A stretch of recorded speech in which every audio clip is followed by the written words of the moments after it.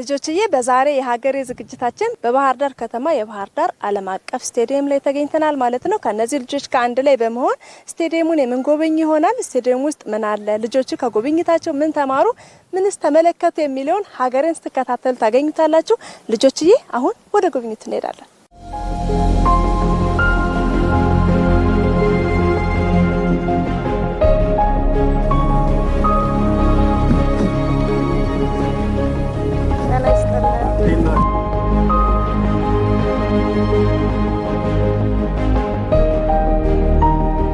አንድናመጣችሁ ባህር ዳር ዓለም አቀፍ ስታዲየም ማዕከል ይባላል። አጠቃላይ ባህር ዳር ዓለም አቀፍ ስታዲየም ብለን የምንጠራው ይሄ እንደምትመለከቱት በአጠቃላይ 42 ሄክታር መሬት የያዘ ነው። ይሄ ስቴዲየም የእግር ኳስ መጫወቻ ብቻ አይደለም። ዋናው ስቴዲየም የእግር ኳስ መጫወቻ፣ የአትሌቲክስ አሉት። ሌላ ደግሞ በግቢው ውስጥ የተለያዩ የስፖርት ማዘውተሪያዎች አሉ። እዛ ልፍ ብለን የምንመለከተው የባስኬትቦል ወይም ቅርጫት ኳስ ታውቃላችሁ አይደለ? የቅርጫት ኳስ ወይም ባስኬትቦል መጫወቻ አለ። የቮሊቦል መጫወቻ አለ። የሃንድቦል ወይም የእጅ ኳስ መጫወቻ አለ። የግራውንድ ቴኒስ መጫወቻ አለ። እዚህ የምትመለከቱት ደግሞ አሁን በቅርቡ ይጠናቀቃል ብለን የምንጠብቀው የውሃ ዋና ገንዳ አለ። የህፃናትም የአዋቂዎችም የውሃ ዋና ገንዳ አለን። እዚህ የምትመለከቷቸው 2 ሜዳዎች አሉ።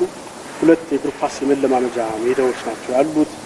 እዚህ ጨዋታ ከማድረጉ በፊት ትሬኒንግ የሚያደርጉባቸው የተለያዩ ክለቦች የሚጫወቱባቸው አለ። በኋላ የምንመለከተው ደግሞ እንደናንተ ያሉ ታዳጊዎች በደንብ የሚሰለጥኑበት አርቲፊሻል ሳር የተሰራ 3 የመለማመጃ ሜዳዎች አሉን። አሁን ይህ ስቴዲየም የአፍሪካ እግር ኳስ ኮንፌዴሬሽን የሚባል አለ፣ ትልቅ የበላይ አካል። እሱ በሰጠው አስተያየት መሰረት በዓለም አቀፍ ደረጃ እውቅና ያገኘ ስቴዲየም ለማድረግ እንደገና እየተሰራ ነው። ይህንን ስራ እየሰራልን ያለ ማን ነው? የአማራ ብሔራዊ ክልላዊ መንግስት ነው። የአማራ ብሔራዊ ክልላዊ መንግስት ለወጣቶች ለታዳጊዎች መዝናኛ ስፍራ ክህሎታቸውን የሚያወጡበት ቦታ ለማድረግ ብዙ አገልግሎቶችን ጨምሮ ይህን ስቴዲየም እየገነባልን ነው ማለት ነው። ይህ ስቴዲየም ከመወዳደሪያነት ባለፈ ደግሞ በማንኛውም ሰዓት ታዳጊዎች ከቤተሰቦቻችሁ ጋር መጣችሁ የምትዝናኑበትን መሰረተ ልማት እያሟላን ነው። በዚህ ግቢ ውስጥ ሲሟላ ሁላችሁ መጣችሁ ዘወትር በረፍት ጊዜያችሁ እዚህ የምትዝናኑበት የምትቆዩበት፣ ጨዋታ ሲኖር ደግሞ እሱን የምትከታተሉበትን ስራ መንግስት እየሰራ ነው። ስሜ ምስክር ሰውነት እባላለሁ። የባህር ዳር ዓለም አቀፍ ስታዲየም ማዕከል ስራ አስኪያጅ ነኝ። አሁንም በድጋሚ እንኳን ደህና መጣችሁ። አሁን ጉብኝት ነው የምናደርገው። መጀመሪያ ተጫዋቾች ወደ ሜዳ ከመግባታቸው በፊት ለብሰው ልብሳቸውን አውልቀው ማሊያዎቻቸውን እናንተ እንደለበሳችሁት ማሊያቸውን ለብሰው ታኬታቸውን ተጫምተው የሚወጡበት ክፍል አለ። እሱን እንመለከታለን። ከዛ ተጫዋቾች በምን ይወጣሉ የሚባለውን ብዙ ጊዜ በቴሌቪዥን የምታዩትን መውጫውን እናሳያችኋለን። በዛ መውጫ አድርገን ወደ ዋናው ሜዳ እንሄዳለን ማለት ነው።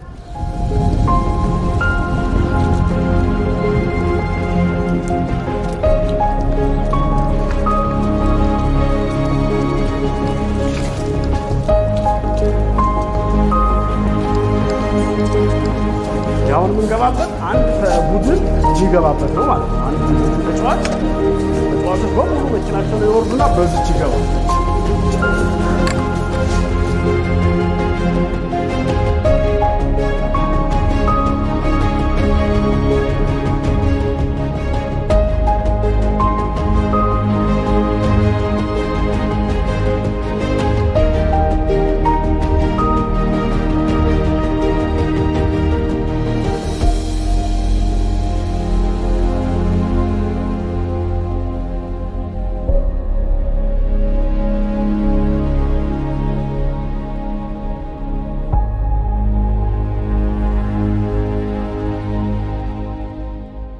ይሄ አሁን የምትመለከቱት የአንድ ቡድን መልበሻ ክፍል ነው።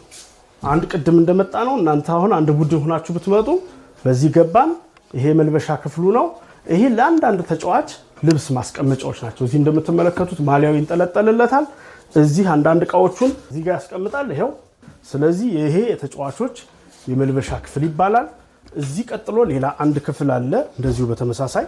በዛኛው ደግሞ 2 አለ እንደዚህ። አሁን እንዳየነው በሙሉ እንደዚሁ በተመሳሳይ አለ። ይሄ መልበሻ ክፍል እዚሽ ጋር ደግሞ መታጠቢያ ምትባላለች። መታጠቢያ ክፍላቸው ናቸው።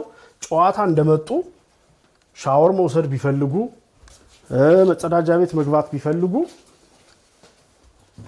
ወደዚህ ይገባሉ ማለት ነው። ኑ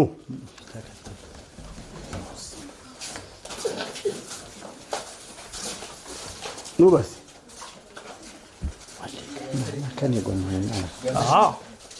እዚሁ ናቸው። አሁን እነዚህ የመጸዳጃ ናቸው። እዚህ እንደምትመለከቱት ሽንት ቤት ነው።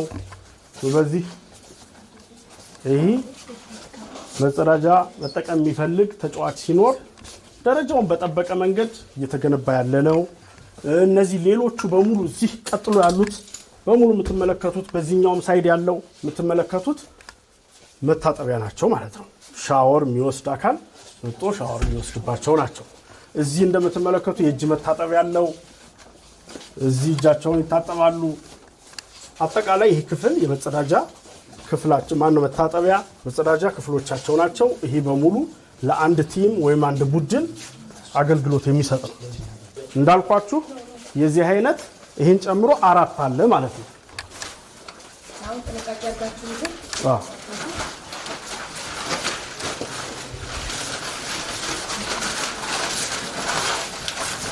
አሁን ቀስ ብለን በዚህ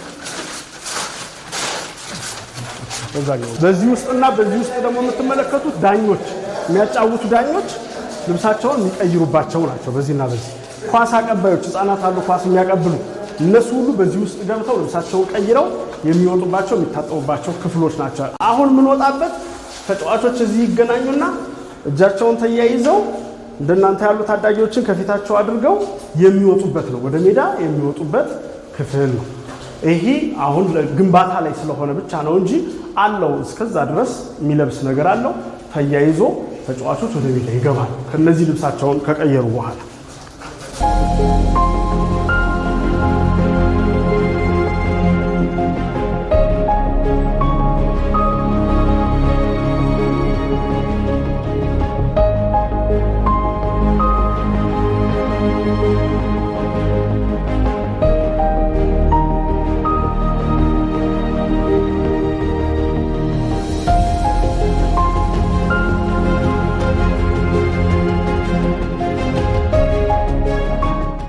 ስቴዲየም እንግዲህ ዋናው ስቴዲየማችን የምንለው ይሄ ነው።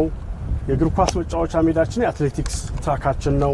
እዚህ እንደምትመለከቱት በሙሉ ትልቅ ነው። በኢትዮጵያ አሁን ተገንብቶ ባለቁት ስቴዲየሞች የመጀመሪያው ነው። ሰፊ ኃይል ወይም ሰፊ የሆነ ተመልካች በመያዝ አቅሙ እስካሁን ድረስ ባለና አንዳንድ ስራዎች ማስተካከያዎች ሊቀንሱት የሚችሉት እንደተጠበቀ ሆኖ 52000 ተመልካች በወንበር የሚያስተናግድ ስቴዲየም ነው። ይህ ስቴዲየም አሁን ምንድነው ተሟልተውለታል። እዚህ የምትመለከቱት ሜዳ አሁን ባለንበት ደረጃ በአፍሪካ በአግባቡ አገልግሎት መስጠት የሚችል ደረጃውን የጠበቀ ሳር አሁን የተተከለለት ነው። አዲስ እንክብካቤ እየተደረገለት ነው። ከዛ ውጭ እነዚህ በሙሉ ወንበር መቀመጫዎች በሙሉ በዚህ በሁለተኛ ዙር ግንባታ የተገጠመለት ነው። ከዚህ በፊት ምናልባት ከቤተሰቦቻችሁ ጋራ ገብታችሁ ተመልክታችሁት ከሆነ መቀመጫዎቹ ሲሚንቶዎቹ ላይ ናቸው የነበሩት። አሁን ግን በሙሉ ወንበር ተገጥሞላቸዋል። ከዛ ውጭ ማታ ማጫወት እንዲችል የምታዩቸው መብራቶች በሙሉ ተገጥመውለታል። 20 ፖሎች እዚህ ተገጥመውለታል። ማታ ጨዋታ ማስተናገድ ቢፈለግ በቀጥታ መብራት ያበራል ማለት ነው። እዚህ የምትመለከቷቸው ትልልቅ ስክሪኖች አሉ። 2 ስክሪኖች እዚህ ተመልካቹ ናችሁ ብትቀመጡ ጨዋታው በቀጥታ የሚተላለፈውን ጨዋታ በዛ ስክሪን መከታተል ይቻላል። የድጋሚ ምልሰት ማሳየት የሚቻል ከሆነ ደግሞ የሚፈለግ ከሆነ እንደዚሁ በተመሳሳይ ይታይበታል። እዚህ የምንመለከተው መስመር ወደዚህ ፊት ለፊት የምናየው በሙሉ የቪአይፒ ኤሪያ የምንለው ወይም ደግሞ በጣም የክብር እንግዶች ብለን የምንጠራቸው ማለት ነው። የክብር እንግዶች ሲመጡ እዚህ መጣው ያርፋሉ፣ ጨዋታውን ይመለከታሉ ማለት ነው። ስለዚህ በዚህ መሰረት እዚህ ከተማ ላይ በተቻለ መጠን ጥሩ የሆነ ለሀገር የሚጠቅም ሜዳ እየተዘጋጀ ነው። ይሄን የቆንኩበት ቦታ ደግሞ የምትመለከቱት ምንድነው ታውቁታላችሁ? ምንድነው የሚባል? የአትሌቲክስ መሮጫ ወይም ትራክ ይባላል። ይሄ አትሌቲክስ መሮጫ ወይም ትራክ የምንለው ነው። በዛ በኩል የርዝመት ዝላይ የሚባል አለ። እዚህ ጋር የምናስቀምጠው ደግሞ የከፍታ ዝላይ ብለን የምንጠራቸው አሉ። እነዚህ ሁሉ ተሟልተውለታል። ከዚህ ውስጥ የዲስከስ አሎሎ የሚባሉ መወርወሪያዎች አሉ አይደለ? እነዚህን ሁሉ ውድድሮች የሚካሄዱበት ቦታዎች እዚህ ተዘጋጅተውለታል። ወደዚህ ስቴዲየም ለመግባት እዚህ ግቢ ውስጥ የቪአይፒን ሳይጨምር 12 መግቢያዎች አሉ። እነዚህ የምታዩቸው በሙሉ መግቢያዎች ናቸው።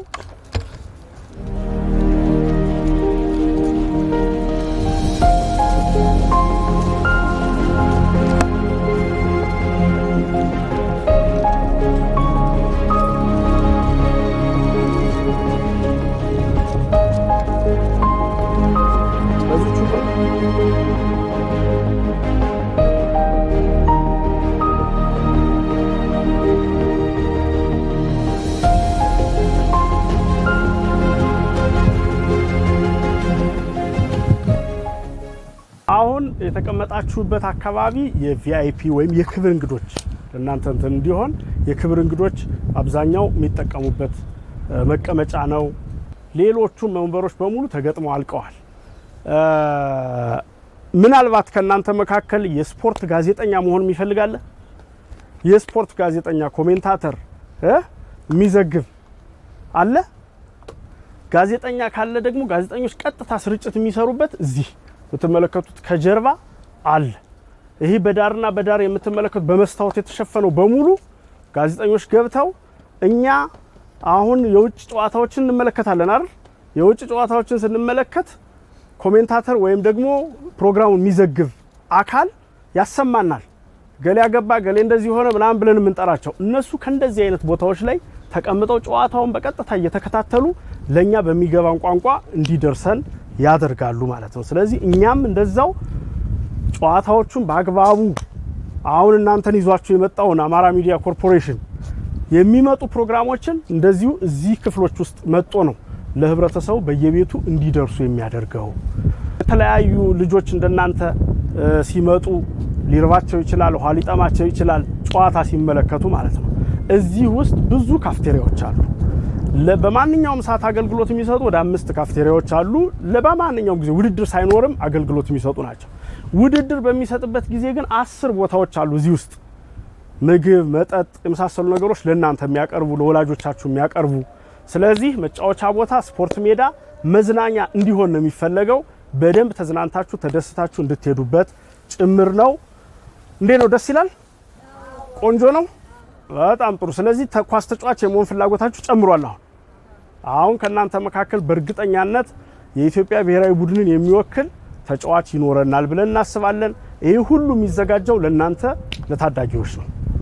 ይህ ስቴዲየም በግንባታ ላይ ሆኖ ብዙ ጊዜዎችን ቆይቷል። በዚሁ ውስጥ ግን በጣም በርካታ ህዝባዊ ሁነቶችን፣ ውድድሮችን አስተናግዷል። በጣም ትልቅ ስቴዲየም ነው። ከጨዋታዎቹ እንኳን ብንመለከት ብዙ የኢትዮጵያ ብሔራዊ ቡድን የወንዶች ዋናው፣ የሴቶች፣ የታዳጊዎች ብሔራዊ ቡድኖች ጨዋታቸውን እዚህ ሜዳ ላይ አድርገዋል። በዚህ ባሉት ጨዋታዎች እንኳን እድለኛ የሆነ ስቴዲየም ነው።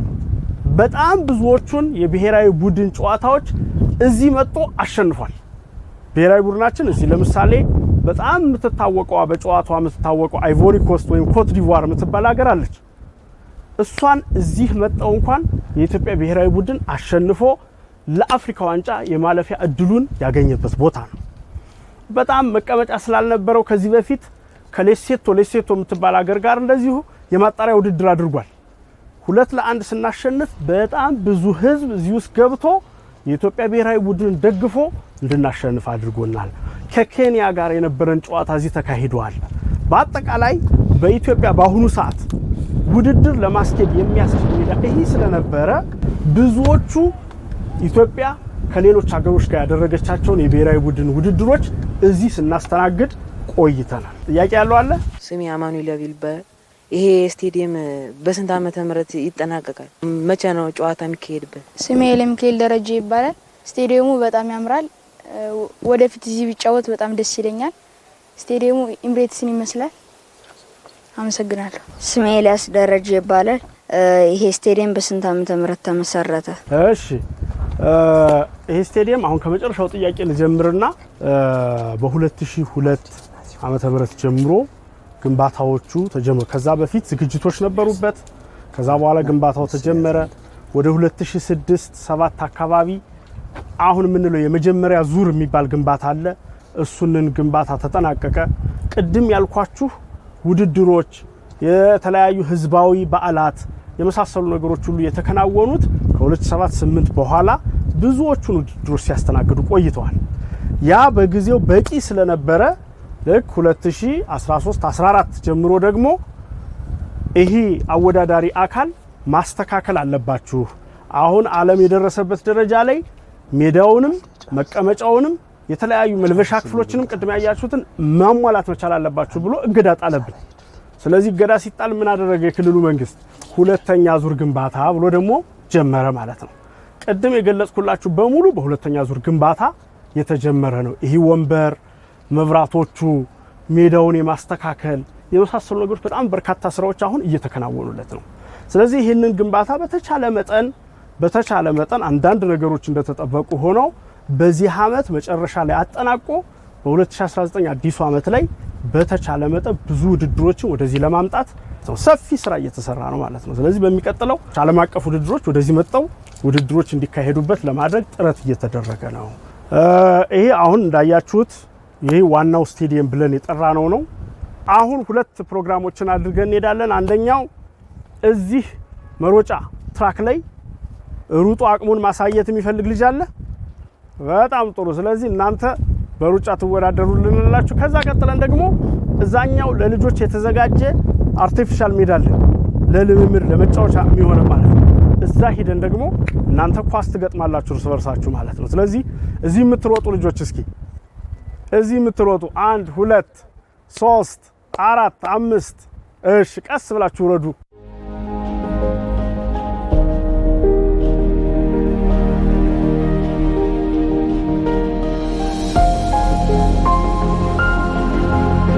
ተዘጋጅ፣ ሂድ፣ አጨብጭቡላችሁ።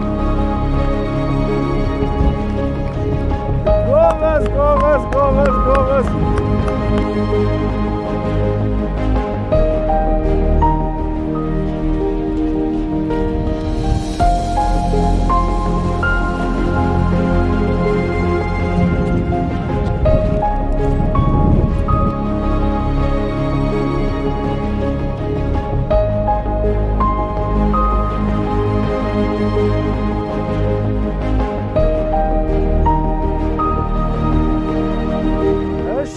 እንዴት ነበር ጉብኝታችን? ደስ ይላል። በጣም ጥሩ። አሁን ያለንበት ደግሞ ታዳጊዎች የሚለማመዱበት የሚጫወቱበት ሜዳ ነው። ያኛው ሜዳ በተፈጥሮ ሳር የተሰራ ስለሆነ መጎዳት ስለሌለበት ይጠበቅና ይሄ በአርቲፊሻል የተሰራ ሜዳ ተዘጋጅቷል። እንደናንተ ያሉ ታዳጊዎች በፕሮጀክት የሚሰለጥኑ ሌሎች በዚህ አካባቢ መጫወት ለስፖርት ለኳስ ፍቅር ያላቸው ሰዎች እንዲጫወቱበት ታስቦ በላይነህ ክንዴ በሚባል ድርጅት ወይም ደግሞ ግሩፕ አማካኝነት በድጋፍ የተሰራልን ሜዳ ነው። ይሄ ሜዳ ታዳጊዎች ዘወትር እዚህ እየመጡ የሚዝናኑበት የሚጫወቱበት ሜዳ ሆኖ 3 ሜዳዎች ተዘጋጅቷል። በጣም በቂ ነው። ከጠዋት ጀምሮ እስከ ማታ ድረስ በረፍት ጊዜያቸው ህፃናት እዚህ መጣው ልምምድ ያደርጋሉ፣ ይዝናናሉ፣ ኳስ ጨዋታቸውን ያካሂዳሉ ማለት ነው። ስለዚህ ቅድም እንደነገርኳችሁ እዚህ ግቢ ውስጥ በጣም ብዙ አገልግሎት ይሰጣል አይደለ? ስለዚህ በቀጣይ እየመጣችሁ ከቤተሰቦቻችሁ ጋራ እነዚህን አገልግሎቶች እንድትጠቀሙ እየጋበዝኩ እስካሁን ለነበረን ቆይታ ሁሉ በጣም አመሰግናለሁ። መጣችሁ ስለጎበኛችሁንም በጣም ደስ ብሎናል። የክልሉ መንግስት እንደዚሁ በተመሳሳይ በጣም ደስ ይለዋል። እናመሰግናለን። እኛም እናመሰግናለን።